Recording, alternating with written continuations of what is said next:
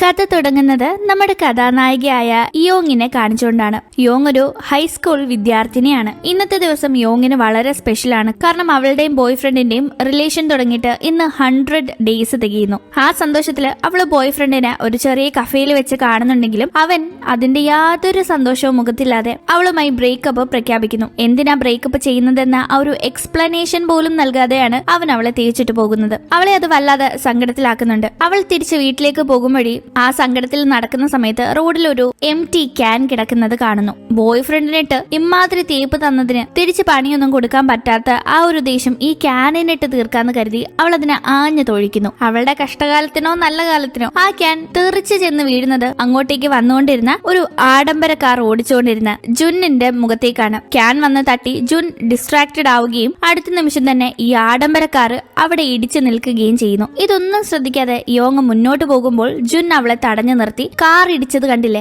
നീയാ ഇടിപ്പിച്ചത്, നീ ആ ക്യാൻ തട്ടിയത് കൊണ്ടാ കാർ ഇടിച്ചത്, അതുകൊണ്ട് നഷ്ടപരിഹാരം തന്നിട്ട് മോള് പോയാ മതി എന്ന് പറയുന്നു. ഇവൾ ആദ്യം അത്രയുള്ളോ, എത്ര നഷ്ടപരിഹാരം എന്ന് ചോദിക്കുമ്പോ അവൻ $3000 വേണമെന്നാണ് പറയുന്നത്. 5ഓ 10ഓ വല്ലോ ചോദിക്കുമെന്ന് കരുതിയാകാം എത്ര വേണമെന്ന് അവൾ ആദ്യം ചോദിച്ചത്. ഈ വലിയ തുക കേട്ടപ്പോ അവളുടെ കണ്ണ് തള്ളി. അവള് അവനെ പറ്റിച്ച് അവിടെ നിന്ന് എസ്കേപ്പ് ആവുന്നു. പക്ഷെ പോകുന്ന പോക്കിൽ അവളുടെ വാളറ്റ് ഇവിടെ നഷ്ടപ്പെടുത്തിയാണ് അവള് പോകുന്നത്. അതവൻ കാണുകയും എടുക്കുകയും ചെയ്യുന്നു. അന്ന് വീട്ടിലേക്ക് എത്തി അവൾക്ക് യാതൊരു സ്വസ്ഥതയില്ല. ഇവള് കാരണം വണ്ടി ഇടിച്ചതിന് ഇനി പോലീസ് ഇവളെ തപ്പി വന്ന് അറസ്റ്റ് ചെയ്യുമോ എന്നൊക്കെ ഉള്ള ചിന്തയിൽ അവൾ ആകെ പേടിച്ചിരിക്കുകയാണ്. അതുകൊണ്ട് തന്നെ ഉറക്കത്തിലും അവൾ അതാണ് സ്വപ്നം കാണുന്നത്. അങ്ങനെ ഉറങ്ങുന്ന അവൾ ഫോൺ റിങ് ചെയ്തത് കേട്ട് ഉറക്കമുണരുന്നു. വിളിച്ചിരിക്കുന്നത് ജുന്നാണ്. വാളറ്റിലുണ്ടായിരുന്ന ഇവളുടെ ID കാർഡിൽ നിന്ന് ഫോൺ നമ്പർ ഒപ്പിച്ച് അവൻ ഫോൺ വിളിച്ച് നഷ്ടപരിഹാര തുക വേണമെന്ന് പറയുന്നു. ഇവള് പേടിച്ച് കോൾ കട്ട് ചെയ്യുന്നു, ഫോൺ സ്വിച്ച് ഓഫും ചെയ്യുന്നു. അടുത്ത ദിവസം അവൾ സ്കൂൾ വിട്ട് പുറത്തേക്ക് എത്തുന്ന സമയത്ത് കോമ്പൗണ്ട് വാളിന്റെ അവിടെ കുട്ടികളെല്ലാം കൂടി നിൽക്കുന്നത് കാണുന്നു. എന്താ സംഭവം എന്നറിയാൻ അവളും പോയി നോക്കുമ്പോൾ അവിടെ മുഴുവൻ നോട്ടീസുകൾ ഒട്ടിച്ചു വെച്ചിരിക്കുന്നതാണ് കാണുന്നത്. ആ നോട്ടീസുകളിൽ ഇവളെ പറ്റിയാണുള്ളത്. യോങ് പെട്ടെന്ന് കോമ്പൻസേഷൻ പേ ചെയ്തോളൂ എന്ന രീതിയിലൊക്കെ എഴുതി വെച്ചിരിക്കുന്നു. ഇവൾ അതെല്ലാം കണ്ട് അത് വലിച്ചു കയറി കളഞ്ഞുകൊണ്ടിരിക്കുമ്പോൾ ജുൻ അവിടേക്ക് എത്തി അവളെ തൂക്കിയെടുത്ത് കാറിലിരുത്തി കൊണ്ടുപോകുന്നു. നീ $3000 എനിക്ക് തന്നേ പറ്റൂ, നീ എന്റെ കാറ് നശിപ്പിച്ചത് കൊണ്ടാണ് ഞാനിപ്പോ അത് ചോദിക്കുന്നത്, അതുകൊണ്ട് തരേണ്ട ഉത്തരവാദിത്തം നിനക്കുണ്ടെന്നൊക്കെ അവൻ പറയുമ്പോ അവനോട് റിക്വസ്റ്റ് ചെയ്യാണ്. ഞാനൊരു പാവം ഹൈസ്കൂൾ സ്റ്റുഡന്റ് അല്ലേ, എന്റെ കയ്യിൽ എവിടുന്ന് അത്രയും കാശ് വരാനെന്ന് അവൾ ഒരുപാട് കെഞ്ചി പറയുന്നുണ്ടെങ്കിലും അവൻ കേൾക്കുന്ന മട്ടില്ല. അവളെയും കൂട്ടി അവൻ ഒരു റെസ്റ്റോറന്റിലേക്ക് പോകുന്നു. എന്റെ കയ്യിൽ കാശില്ല എന്ന് അവൾ റിക്വസ്റ്റ് ചെയ്യുമ്പോ അവൻ ശരി, കാശില്ലെങ്കിൽ വേണ്ട, പകരം നീ ഞാൻ പറയുന്ന കാര്യങ്ങൾ, ഞാൻ പറയുന്ന ജോലികൾ ഒക്കെ ചെയ്യണം. അങ്ങനെ 100 ദിവസം നീ ഇതുപോലെ ഞാൻ പറയുന്നത് കേട്ട് നിന്ന് കഴിഞ്ഞാൽ ഒരു ദിവസം $30 വെച്ച് അങ്ങനെ 100 ദിവസം ആവുമ്പോ $3000 എന്നുള്ള കണക്ക് സെറ്റ് ആവുന്ന അവൻ പറഞ്ഞ് അവളെ കൊണ്ട് ഒരു കോൺട്രാക്ട് ഒക്കെ സൈൻ ചെയ്യിക്കുന്നു. ഇവള് കോൺട്രാക്ട് സൈൻ ചെയ്തിട്ട് അങ്ങ് പൊടിയും തട്ടി പോകാതിരിക്കാനായിട്ട് ഒരു സേഫ്റ്റിക്ക് അവളുടെ ID കാർഡും അവൻ കയ്യിലെടുത്ത് വെക്കുന്നുണ്ട്. ഒപ്പം പറഞ്ഞാൽ കേട്ടില്ലെങ്കിൽ നിന്റെ വീട്ടിലേക്ക് വിളിച്ച് ഞാൻ എല്ലാ കാര്യങ്ങളും അച്ഛനോടും അമ്മയോടും പറഞ്ഞു കൊടുക്കുമെന്ന് ഭീഷണിപ്പെടുത്തുകയും ചെയ്യുന്നു. അങ്ങനെ അവൾ ആ കോൺട്രാക്ട് ഒപ്പിട്ട് കൊടുത്ത് തിരിച്ച് റൂമിലേക്ക് എത്തി ആകെ ടെൻഷനായിരിക്കുകയാണ് എങ്ങനെ ഇതിൽ നിന്ന് രക്ഷപ്പെടുമെന്നല്ല. ആ സമയത്ത് കറക്റ്റായി അവൾക്ക് ജോന്റെ ഫോൺ കോൾ വരുന്നു. വിളിച്ച അവൻ കറക്റ്റ് ആയിട്ട് അവളിപ്പോ റൂമിൽ എന്താണ് ചെയ്യുന്നതെന്ന കാര്യങ്ങളൊക്കെ പറയുമ്പോൾ ഇവൾക്കൊരു ഡൗട്ട്, ഇയാൾ എന്റെ റൂമിലെങ്ങാനും ഒളിക്യാമറ വെച്ചിട്ടുണ്ടോന്ന്. അവൾ അത് കിടന്ന് തപ്പുമ്പോഴാണ് ഓപ്പോസിറ്റ് ബിൽഡിങ്ങിന്റെ ബാൽക്കണിയിൽ ജൂൺ നിൽക്കുന്നത് യോങ് ശ്രദ്ധിക്കുന്നത്. അവൻ തന്റെ ഓപ്പോസിറ്റ് അപ്പാർട്ട്മെന്റിലാണ് താമസിക്കുന്നതെന്ന് അപ്പോഴാണ് അവൾക്ക് മനസ്സിലാവുന്നത്. അവൾക്ക് നല്ല ദേഷ്യം വരുന്നു. പക്ഷെ അടുത്ത ദിവസം സ്കൂളിലേക്ക് ചെന്ന് കൂട്ടുകാരികളുടെ മുമ്പിൽ അവൾ പൊങ്ങച്ചൻ തട്ടിവിടാണ്. കഴിഞ്ഞ ദിവസം ജൂൺ ആഡംബരക്കാരിൽ ഇവളെ കൊണ്ടുപോകുന്നത് ഈ കൂട്ടുകാരികളൊക്കെ കണ്ടിരുന്നല്ലോ, അതുകൊണ്ട് തന്നെ അതാരാണെന്ന് അവര് ചോദിക്കുമ്പോൾ അതെന്റെ ബോയ് ഫ്രണ്ട് ആണ്, നല്ല കാശുകാരനാണ്, കണ്ടില്ലേ ആഡംബര കാറൊക്കെ ഉള്ളതെന്നെല്ലാം അവള് പറയുന്നു. അവളിങ്ങനെ ഓരോ പുളുവടിച്ചു വിടുമ്പോ അത് വിശ്വസിക്കുന്ന കൂട്ടുകാരികള് നീ ലക്കിയ, നല്ലൊരു പയ്യനല്ലേ നിനക്ക് ബോയ് ഫ്രണ്ട് ആയിട്ട് കിട്ടിയത് എന്നെല്ലാം പറയുന്നു. അന്ന് അവൾക്ക് ബ്രേക്ക് ടൈം ആകുമ്പോ ജൂന്റെ ഫോൺ കോൾ വരാണ്. പെട്ടെന്ന് എന്റെ അപ്പാർട്ട്മെന്റിലേക്ക് വായനവൻ പറയുമ്പോ എന്റെ ക്ലാസ് ഒന്നും തീർന്നിട്ടില്ല, ഇപ്പൊ ബ്രേക്ക് ആയതേ ഉള്ളൂ, വരാൻ പറ്റില്ല എന്ന് അവള് പറയുമ്പോ അവൻ കേൾക്കുന്നില്ല. വന്നേ പറ്റൂന്ന് അവൻ പറഞ്ഞ് അവളെ പേടിപ്പിക്കുന്നു. അങ്ങനെ അവൾ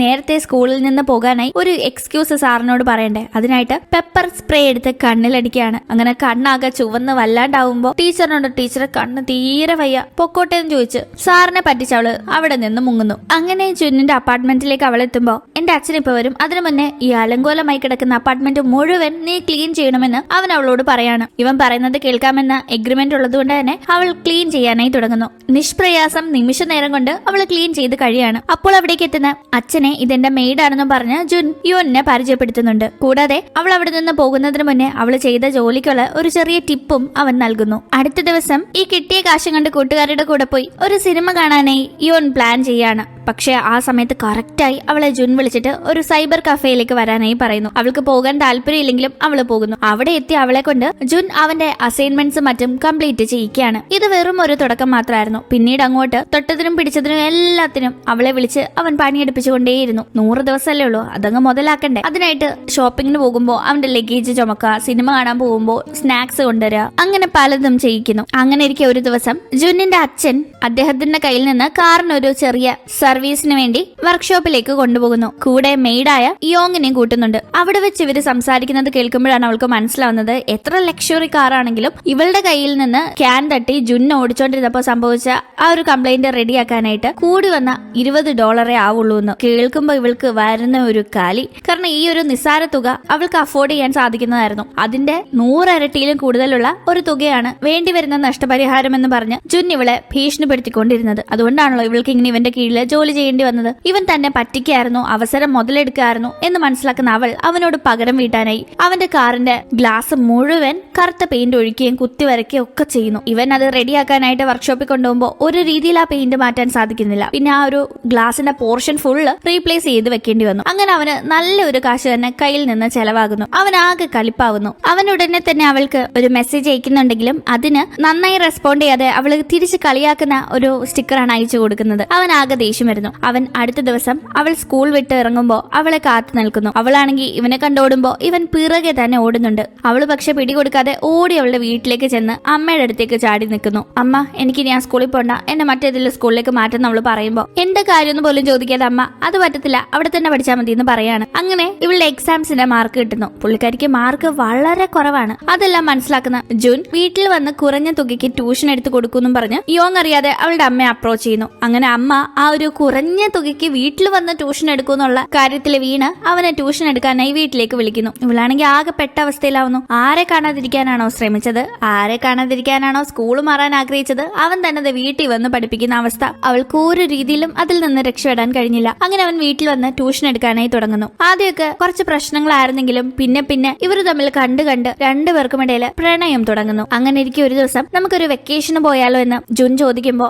രാവിലെ പോയിട്ട് വൈകിട്ട് വരുന്ന വെക്കേഷൻ അപ്പുറം ഒന്നും വീട്ടിൽ നിന്ന് അലോ ചെയ്യില്ലെന്ന് അവള് പറയുന്നു. അതിനായി അവൻ ഒരു വഴി കണ്ടെത്തുന്നു. യോങ്ങിന്റെ അച്ഛനും അമ്മയ്ക്കും ഷോപ്പിംഗ് ചെയ്ത് നറുക്കെടുപ്പിലൂടെ ഗിഫ്റ്റ് കിട്ടിയെന്നും പറഞ്ഞ് അവൻ ഒരു വെക്കേഷന് പോകാനുള്ള ടിക്കറ്റ്സ് അവർക്ക് അയച്ചു കൊടുക്കുന്നു. അവരതിൽ വിശ്വസിച്ച് ആ വെക്കേഷന് ഒരുങ്ങിക്കെട്ടി പോകുന്ന ഗ്യാപ്പിന് ഇവിടെ ജുന്നും യോങ്ങും കറങ്ങി അടിച്ച് നടക്കാണ്. അവർ ചില അഡ്വഞ്ചറസ് സ്പോർട്സിലൊക്കെ പങ്കെടുക്കുന്ന സമയത്ത് യോങ്ങിന് തലകറക്കം അനുഭവപ്പെടുന്നു. കാരണം അവൾക്ക് ഹൈറ്റ് കുറച്ച് പേടിയാണ്. അങ്ങനെ വയ്യാണ്ടാവുന്ന അവളെ ഹോസ്പിറ്റലിലേക്ക് ജുൻ കൊണ്ടുപോകുന്നു. അവൾ അവിടെ മയക്കത്തിലുള്ള സമയത്തെല്ലാം ഇവൻ വളരെ ടെൻഷനിൽ അവളുടെ അടുത്തിരിപ്പുണ്ട്. പിന്നീട് മാറിയിരുന്ന് അവൻ സങ്കടപ്പെടുകയാണ്. ഇവൾക്കൊന്നും പറ്റില്ല എന്ന് അവൻ പ്രാർത്ഥിക്കുന്നു. അങ്ങനെ അവൾ കണ്ണു തുറക്കുമ്പോൾ രണ്ടുപേരും തിരിച്ച് നാട്ടിലേക്ക് തിരിക്കുന്നു. അച്ഛനും അമ്മയും വെക്കേഷൻ കഴിഞ്ഞ് വരുന്നതിന് മുന്നേ തിരിച്ചെത്തണ്ടേ. അങ്ങനെ വെക്കേഷൻ കഴിഞ്ഞ് അച്ഛനും അമ്മയും തിരിച്ചെത്തുമ്പോൾ മകള് വീട്ടില് വളരെ ഹാപ്പിയായി പഠനത്തിൽ ശ്രദ്ധിച്ചിരിക്കുന്നതാണ് കാണുന്നത്. സംശയത്തേക്ക് വണ്ണം അവർക്കൊന്നും തന്നെ തോന്നുന്നില്ല. ഇപ്പുറത്താണെങ്കിൽ ജുൻ വെക്കേഷൻ പോയപ്പോ യോങ്ങിന്റെ കൂടെ എടുത്ത ഫോട്ടോസ് നോക്കി വളരെയധികം ആസ്വദിക്കുന്നു. അങ്ങനെ ദിവസങ്ങൾ കടന്നുപോയി. ഇന്ന് ഇവരുടെ 100ാമത്തെ ദിവസമാണ്. ആ കോൺട്രാക്ട് അവസാനിക്കുന്ന ദിവസം. ഇന്ന് തന്നെയാണ് ജുന്നിന്റെ ബർത്ത്ഡേ. അവൻ ആദ്യം തന്നെ ഷോപ്പിൽ പോയി ഒരു മോതിരം വാങ്ങുന്നു. ഇത്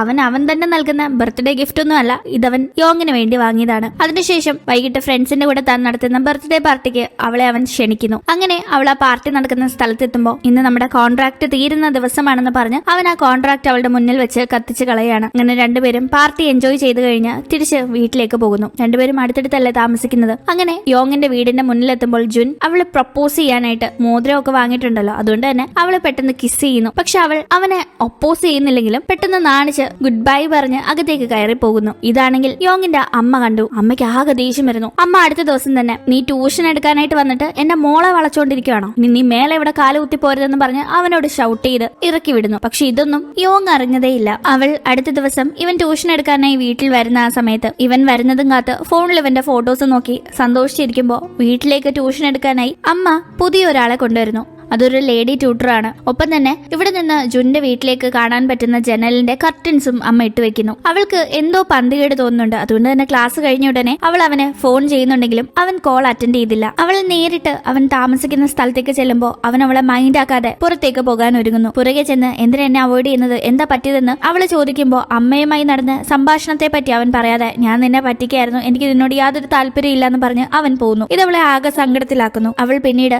വീണ്ടും അവനെ അപ്രോച്ച് ചെയ്യുന്നുണ്ട്. അപ്പോഴും അവൻ ഒരു വാക്കും പറയാതെ പോകുന്നു. അങ്ങനെ അവൾ ആകെ തകർന്നിരിക്കുന്ന ഇതേ സമയം ജുൻ ഈ ഒരു അപ്പാർട്ട്മെന്റിൽ നിന്ന് താമസം മാറുന്നു. കാരണം അവൻ ഒരു ദൂരെയുള്ള കോളേജിൽ അഡ്മിഷൻ കിട്ടിയിട്ടുണ്ട് തുടർ പഠനത്തിനായി. അവൻ പോകുന്നതിന് മുന്നേ യോങ്ങിന് കൊടുക്കാനായി വാങ്ങിയ മോതിരം കത്തായി അവൾക്ക് കിട്ടുന്ന രീതിയിൽ വെച്ചിട്ടാണ് പോകുന്നത്. അത് കിട്ടുന്ന അവൾക്ക് ഇവൻ തന്നെ പറ്റിച്ചിട്ട് പോയതല്ല എന്ന് മനസ്സിലാവുന്നു. സ്കൂൾ പഠനം കഴിഞ്ഞ് അവൻ പഠിക്കുന്ന കോളേജിലേക്ക് അഡ്മിഷൻ കിട്ടാനായി അവൾ കഠിനമായി പഠിക്കാനായി തുടങ്ങുന്നു. അങ്ങനെ ട്യൂട്ടറിനോടും എനിക്ക് നല്ല മാർക്ക് കിട്ടണം എന്നൊക്കെ പറഞ്ഞ് വളരെ ആത്മാർത്ഥമായിരുന്നു അവൾ പഠിക്കുകയാണ്. പക്ഷെ എത്ര പഠിച്ചും എൻട്രൻസ് എക്സാം എഴുതിയിട്ടും റിസൾട്ട് വരുന്ന ദിവസം നോട്ടീസ് ബോർഡിൽ അവൾ നോക്കുമ്പോൾ അവളുടെ പേരെ അതിൽ കാണുന്നില്ല. അവൾ ആകെ സങ്കടത്തിലാവുന്നു. അവളെ അന്ന് വൈകിട്ട് ട്യൂട്ടർ ഒരു സ്ഥലത്തേക്ക് കൊണ്ടുപോകുന്നു. അവിടെ അവളെ നിർത്തിയ ശേഷം ഒന്നും മിണ്ടാതെ ട്യൂട്ടർ പോകുമ്പോൾ എന്താ ഇതെന്ന് അവൾക്ക് മനസ്സിലാവുന്നുണ്ടായിരുന്നില്ല. ആ സമയം അവിടേക്ക് അവൾ ഒട്ടും പ്രതീക്ഷിക്കാതെ ജുൻ എത്തുന്നു. അവന്റെ കയ്യിൽ അവൾക്കുള്ള ആ കോളേജിലെ അഡ്മിഷൻ സർട്ടിഫിക്കറ്റ് ഉണ്ടായിരുന്നു. ഇത് കാണുമ്പോൾ ഇവൾ ആകെ സർപ്രൈസ്ഡ് ആവുന്നു. അത്രയും നാള് അവൾക്ക് മനസ്സിലാവാതിരുന്ന ചില കാര്യങ്ങൾ അപ്പോഴാണ് അവൾ അറിയുന്നത്. അതായത് ഇവളുടെ അമ്മയും ജുന്നും തമ്മിൽ ഒരു എഗ്രിമെന്റ് ഉണ്ടായിരുന്നു. ഈ ജുന്നിന് ഇവളെ ആത്മാർത്ഥമായി ഇഷ്ടമാണെന്ന് അവൻ അമ്മയെ പറഞ്ഞ് കൺവിൻസ് ചെയ്തതുകൊണ്ട് തന്നെ ഈ പ്രണയത്തിന്റെ രീതിയിൽ പോയി അവള് പഠനം ഉഴപ്പാതിരിക്കാനായി ആ രീതിയിൽ ഇവളെ ഡൈവേർട്ട് ചെയ്യാനായിട്ടാണ്